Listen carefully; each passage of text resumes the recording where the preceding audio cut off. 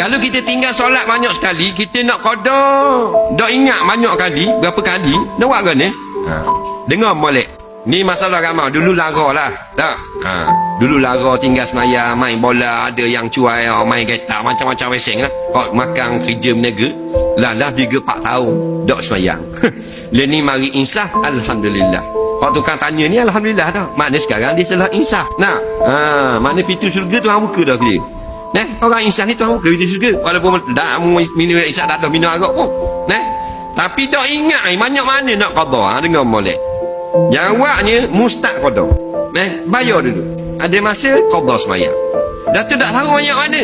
Tak tahu banyak mana apabila sampai pada masa yang kita sudah lebih daripada hak yang kita tinggal, insya-Allah nanti ada satu perasaan dalam hati sudah lebih.